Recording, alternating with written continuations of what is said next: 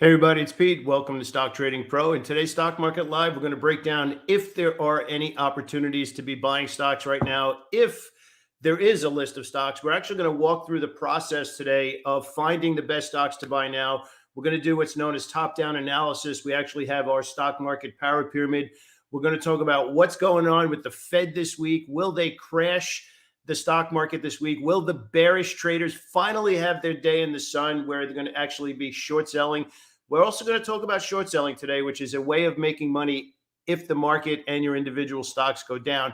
I think probably one of the biggest things, which has been a theme that I've been walking everybody through in our coaching program, probably for the last 2 weeks in a bigger way because the market's starting to move faster to the downside, is preserving precious capital. If you want to write something down right now, it's PPC, preserve precious capital. One of the biggest things that is something that we have to fight as traders in the stock market, or even investors for that matter, is we're all excited, right? We learn how to do something. We learn some new trading strategy. We learn a system or whatever, and we can't wait to get in there and use it. So we get all excited and we want to do something. We try and justify finding something and maybe put on some ideas in not the best scenario. And that's what we're going to talk about today. We're going to talk about breaking down sector rotation, finding ideas if there's anything on the long side, which is a buying opportunity, and how to find those. I think that's probably the biggest thing. We're going to actually take a dive into FinViz software, and we're going to go right through how to find everything. We're actually going to start out with talking about the futures markets and the crypto market. Crypto's taking it on the chin right now as well below 20,000, which has been that big level. So we got a bunch of stuff to talk about. I want to be clear, though. We're actually setting up the entire week today, and that's the right way to do it. So stick around. Be back in just 1 second. Okay, so we're just going to jump straight into it. I just really want to start out with looking at the market. And as we pull up the futures, we're going to actually start out with the futures, and then we're going to jump our way over into crypto. So if we break this down, let's actually go to the 15-minute chart. You can actually see where we were last week and where we are now. We're actually at a big breakdown level. We're down about 35 points here again. But the big one here that quite a few people are actually watching right now is crypto just absolutely got smashed over the weekend. Not even close to that 20,000 level that it needs to hold on to. That's the big level that is kind of the line in the sand, so to speak, that we talk about, and whether or not it's still got that bullish tone to it. And you can see it's actually dipped below a couple of times at this point. Now, if you are a active crypto trader, 20,000 has been the big level, but a lot of people have been saying if it cracks through 20, 13,000 is the next big move, which is another 5,600 points lower from where we are right now. So there's a lot. Basically, the point that I'm getting across here is that multiple asset classes right now are taking it on the chin. And obviously, we have to discuss why that's happening and why the markets are crashing right now. And essentially, it comes down to this. The futures are falling on rate hike worries. We have the Fed this week. If you break that down a little bit further right now, as of this moment, this might actually go up. As of this moment, there is an 80% chance of a 0.75 basis points hike right now. And that's actually why they're saying that the market's going down right now. But look, none of this is new. This is what they've been talking about for a while. They're trying to get inflation down to 2%, which is feels like a mile away from where we are right now. The one thing I want to talk about, last week the CPI number came out, and that was a really big push to the downside in the market. That was kind of like the 1-2 punch. That was the jab. And now we have the Fed coming out this week. The only saving grace that we have heading into today is that the way that we look at the market, and if you're a regular viewer of the channel, hopefully you know this by now, it doesn't matter if you're day trading or swing trading, stocks have certain moves that are their normal type of move. Now, what we want to do as traders, we need to trade what normally happens, right? So whether it's a day trade and you're looking at average true range, or if you're looking at swing trades like we do, which is an average true move. Now, the SPY has actually gotten down to its average true move if you include this morning's move. That's pretty interesting. So the conversation right now with all the cliches on the trading side of things is, has the market priced in the Fed with the selling over the last week or so? And does that mean that we are at a short-term bottom? I don't think so at this particular point, which is why we keep bringing up preserving precious capital. But let's first go over and take a look at what I mean by the average true move in the market. And then we're actually going to take a look and do a deep dive into some opportunities. So essentially what you need to do, one of the biggest challenges that people have is believing that they need to predict. And we had a really good question. I don't know if Gabe's on the call with us right now, but one of the questions that Gabe brought up about a month ago, I want to say, one of our private calls. By the way, our boot camp's starting today. If you want to learn about that, you can click the link below the video. Is what's the difference between predicting and probability? And we spend a lot of time on probability. Probability is where you get that confidence over time in your trading, where you're not supposed to be confident in that trade. You're supposed to be confident in all of your trades. And that's a really big thing that people miss is let's use Dave as an example, where you put on a trade, or maybe Roberto or Min, where you're like, okay, this is the idea. I love this idea. It's doing exactly what I want. I expect this trade to make money. That's wrong. That is so wrong. I can't even get it across to you. When you learn what I'm about to tell you, it changes everything. Probability, the very definition of probability means over time, which, and even a better way to word that is over a larger sample size, some sample size. So let's just say 10 trades, 20 trades. It doesn't make a difference. When we are trading, the probability that we're leaning on is that over that sample size, 10 trades, 20 trades, 100 trades, something should happen with a positive expectation. That is where we should have confidence in the larger group of trades, not the one individual trade. I can't express that strongly enough. So when we are about to talk about some ideas, we have to be talking about the probability of making money over that sample size. So if you want to dramatically reduce your stress by 1,000%, and I'm not exaggerating when I say that, stop trying to believe that every single trade needs to make money. Now, the market conditions that we're in, and in case you happen to be watching this video at some point in the future, which is where the SPY is right now, and you can see we're actually gapping down again this morning, where we're down at this 382 level. Now, the level that we're all watching is all the way down here at 371, which is a little bit further down. What I want to talk about now is the previous two moves in the market, which was from here to here, and then from here to down here. Now, the reason we measured these moves is because there's two different kind of moves that you want to measure. You want to measure bullish moves in a bullish market, and you want to use bearish moves in a bearish tape. So as we're reading the market right now, we could use this most recent move over here, this push. We're not going to measure these moves down because this is actually a bullish move in the market, which is why we had to go over here. So if you remember about 2 weeks ago, we actually came up with the $30 to $35 level as the average true move in the S&P 500 using the SPY ETF. So the current bearish moves, the current stock market crash, so to speak, in the S&P 500 ETF, which is the SPY ETF, is roughly $30 to $35 in a bearish order flow. Order flow is the dominant buying or selling pressure in the market at that moment, or more importantly, in the time frame that you happen to be trading. So since most of the ideas that I look at are swing trade ideas first, right now we're looking at the little bit longer term picture, which again, if you're an investor longer term, I'm talking about the last couple of months, is to the downside. So right now, this move to this move, comparing it from these two moves, we actually calculated that that was roughly $35. And lo and behold, we got this really strong rally off of the $35 level. Now, if you want to go back, we actually have a video probably around about 2 weeks ago when we actually made that call, right? So now we're looking at basically the same thing. And if we are looking at, let's just say 411, just for the sake of this conversation, and we pull that up into the fancy calculator we have here, and we subtract $35 from 411, then we're basically looking at 376. So we have a little bit more room to the downside. So we're looking at anywhere between 376 and 381. So the minimum criteria that we're looking at right now is going to be somewhere like right in that area, which is just below where we are right now. So why is that so important, right? Why is that? Because that's giving us the ability now to say, this is exactly what I'm looking for. And if I see it, then I'm going to take action. So that's setting up the game plan for the week. If you are struggling and the market is kind of like beating you up all over the place, it simply means that you haven't yet gotten to the point where you're setting what the market needs to look for, and then you only trade when you see what you're looking for. Most smart people who are in the market are frustrated because they are trading anything as opposed to something specific. And I don't say that lightly, because we have a lot of really smart people who are in the market, but don't have the time or have not put together a trading strategy. Here's the difference. When you understand how to read the order flow, which isn't obvious, and you understand how to read the tape, which is the second part. Tape reading tells you, is order flow still valid? That's a big thing. Now you'd be like, oh, that's so obvious, right? Yeah, well, let me ask you a question.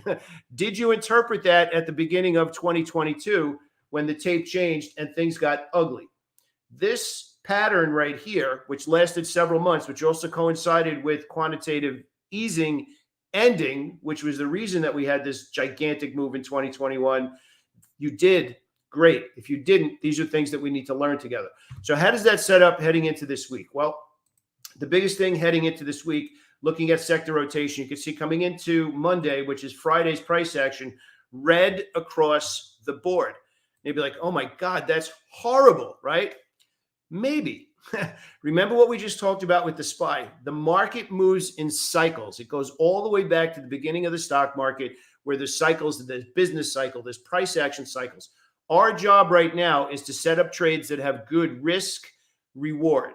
So what we're looking at right now in the market, based on what the market normally does, which if we can go over here and take a look at where we are most likely to slow down, again, likely, we are setting up a trade on the short side of the market where we have to ask ourselves now, what is the likelihood of much further downside? Now, everybody knows buy the rumor, sell the news, right? Well, we have the opposite of that going on right now, where the market has taken a really big hit prior to the news coming out. And we have this line in the sand here where the SPY, the S&P 500, typically stops before it bottoms out. Now, here's the thing that a lot of people just need to really add as a part of their trading strategy, right? Technical analysis is the starting point for whether or not we are determining there's something to do. But you can't trade in a vacuum, and you can't do your stock market analysis in a vacuum. You have to factor in other parts of the market. So, for example, we like to use when we're driving, right? Like, get on the road doing 75. You're like, no, I'm doing 75 no matter what. That's not reality. You have to pay attention to, after you put that position on or major analysis, you have to acknowledge the fact that as soon as you put it on, things are still changing, which means you have to make adjustments. So as of right now, we're looking for the market to bottom out in the next day or two into the Fed. We're probably going to get one push from the Fed, and then I believe that we're going to have a short-term bottom, which means that which means that now we need to start building ideas to look to buy now prior to that happening. But here's where it's going to get really interesting, okay? In the context of the way things move, and actually I'm going to pull up the sheet that I use every day with inside of our community, and I want to give you an idea on some language that we use. And I'm going to make this a little bit bigger so that you can see it, because it matters in a big way of determining what you do. So this part up here is what we want to take a look at. And this is really one of the most important parts here, the bullish echo part of the language, bullish echo and bearish echo. So bullish echo is an obvious long that's too far from the optimal entry for a new swing trade, right? But it's okay for a day trade. So what we are looking at right now in the stock market, in this current short-term stock market crash, maybe a bigger one the rest of the year, is we're looking at a bearish echo. So we have stocks already going down prior to the FOMC announcement this Wednesday. We have a push to the downside. So here's where you really elevate your trading. The short side of the market, the bearish side of the market, is absolutely in play right now. But we are too far from the optimal entry because of the selling that took place over the last 1, 2, 3, 4 days and this morning as well. So here's where smart people just don't go that one last part of making that decision. Now we have the side is obvious and the tape is obvious, right? So it's definitely going down right now and definitely still moving in that direction. So the long term and the short term, they're both moving in the same direction. But the last part of the trade is what is the risk reward? So what we let, again, we'll use a simple visual. If this is what's normal on the trade, but the stock and the market has already moved this far, while it's still obvious, there's not a lot of profit potential in the short term. So that means that any trades that we're looking at right now, knowing the catalyst is coming up with the Fed and knowing that we've already moved very close to the average true move of what the market did, which is right here. So you want to mark this down, 370, what did we say that was? 376 to 381. That's the window. So we have roughly a very short-term window of what the market normally does. I'm going to bring that all back together, right? We went from this to having that much left on the trade. So that means that for me personally right now on short selling ideas, short sales, I am looking to trade those as short-term profitable trades until the next market pause. So that means that I'm not looking to build positions on the short side right now. I am looking to see the market go down. And when I see the market go down and slow down, I'm going to be much more inclined to be getting out of those positions because I believe that the market is going to have a short-term bottom this week. So now we're saying this at 7:45 in the morning on Monday before the Fed, 2 days before the Fed. Am I predicting? Am I forecasting? No. I'm just allowing the market and what it normally does to tell me what I can anticipate. Once you have a roadmap for the way the market normally works, that's where you build your trading strategy from. Now, here's where trading becomes incredibly fun. And I don't know if you called trading fun recently, but if you have a strategy, this is where it becomes fun. When you build out your edge, and remember what we just defined as an edge before, it's something that happens more often than not. Let's just leave it at that, right? Once you have your edge, now your job in the market is to only go find stocks that meet your edge. Now, that might sound obvious, but most people don't do that. They're just all over the place and saying it ran, it's in the scan, it was on Kramer last night, it was on Bloomberg last night. That's not good trading. Good trading is you know what you're looking for, which means you're no longer lost. You're no longer frustrated. You're no longer overwhelmed. And all of the possibilities in the market now vanish, and you're only looking for what your edge says to do. So now we're going to work our way over into some ideas. And I want to walk you through very quickly the spreadsheet that we have for the week, which is you can actually see now when we break this down, the list of stocks on the short side of the market is much, much bigger. We just talked about that, right? But what we need to do is start to pay attention to stocks and stock ideas that are showing relative strength and breakouts while the market is still bearish. So those stocks are actually still pointing higher. So what we would do there is we would first start out looking at the roadmap over the last 5 days. And you can see that some stocks like Tesla, NIO was actually very strong recently as well. Over here and holding 20. So that's actually one that I want to give you this week as well. If you're a regular viewer of the channel, you know that we've actually been watching NIO probably for the last 2 years, and it's one of the more common stocks that we trade. $20 in NIO is a very big level. It actually had this really big push, I guess about 5 or 6 days here. You can see earnings was over here, and we had this big push up. Now, we're resting right at or near 20. We're just below that right now. So I'm going to give you a trade that I'm going to look at for this entire week. So the first part of the trade was everything that we just talked about in the market. Even with the Fed coming out this week, I am expecting the market to have maybe one more down day before we catch a short-term bottom, because what the Fed's going to announce is not new. We know exactly what they're going to do. We just showed you that there's an 80% chance. 80% chance. That's still 20% chance something can happen, but right now there's an 80% chance. If NIO finds a bid this week, catches a bid is the language that we use, and is above $20, that's going to be a place where I'll be looking to initiate a new swing trade in NIO, looking for a trade from 20 to 30. Now, if we break that down even further and we take a look and we see Tesla has been strong, right? So Tesla, NEO catching a bid. There's also been a lot of stocks in that group that have been strong and holding the bid, which has been electric vehicle charging stocks. So we'll give you a little bit of a list of that right now. CHPT, BLNK, and Plug. You can see that they're actually holding up while the market is going down. So what we're doing right now is we're getting a little bit more stock specific in the groups. So when we work our way through the stock market power pyramid, they're actually all the way up here now at this point where we're looking at stock specific and industry group specific. Okay.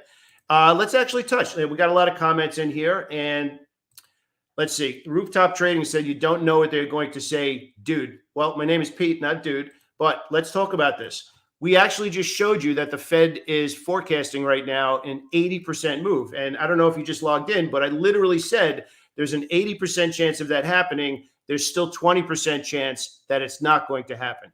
And I don't know, again, I don't know if you were at the beginning of the call here, Rooftop Trading, but we actually did talk. We probably spent the first 10 minutes of today's video talking about probabilities versus predicting.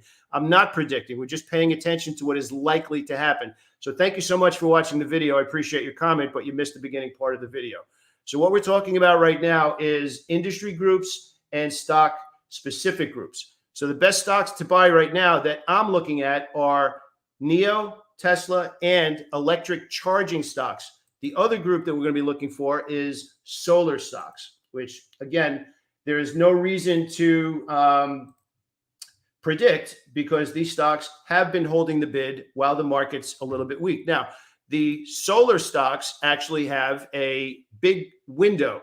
Some of them are down in the $20 section, and ENPH, I believe, is $320, so we should take a look. Now, what we're looking, again, is working our way towards the top of the power pyramid, which is where is order flow strong while the market's taking a hit, which is pushing to the upside. So the market's going down. These stocks are showing buying pressure. All right. So excuse me just 1 second. So let's go through this list again. So Run, again, these are the solar stocks. We have Run, FSLR, and you can see this is actually really clean. Look how nice this buying pressure has been over the last couple of weeks. SPWR, Nova, ENPH, SHLS. JKS has actually had relative weakness, and CSIQ. So the point that I'm trying to make here, we came into today talking about the stock market crash. We came into today talking about the probability of what is going to happen with the Fed this week on Wednesday. As of right now, it's 80% likelihood that it's going to be 3/4 of a basis points. We are right now looking for the best stocks to buy now that are showing relative strength to the market going down. So if we go back over to the last week and the last month, we want to keep diving deeper into that list. So you can see a couple of healthcare stocks such as J&J and BMY.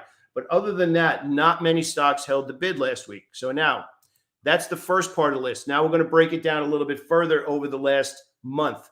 We just looked at the last week. Now we're going to take a look at the last month to determine, are there any stocks that are holding the bid right now that we can have in our watch list if the market bottoms out, and those would be the stocks that we'd be looking to be a buyer of first.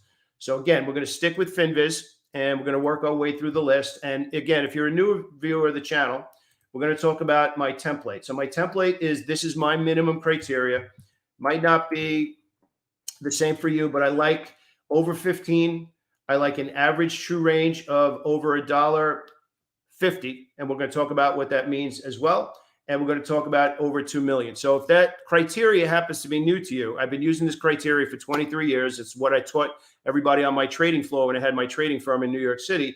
Average true range of $1.50 means how much the stock normally moves intraday from low to high, typically over the last 14 days. So that gives you chances to make money. A minimum of $1.50 is how much it moves. Volume over 2 million is what I use because I like liquidity. I like to know that there's institutional attention on those stocks. So I use over 2 million. A lot of traders use less than that, and that's fine. This just happens to be the criteria that I'm looking at. So what we're looking to do right now is we're looking to actually set up some ideas, and now we're going to break this down a little bit further.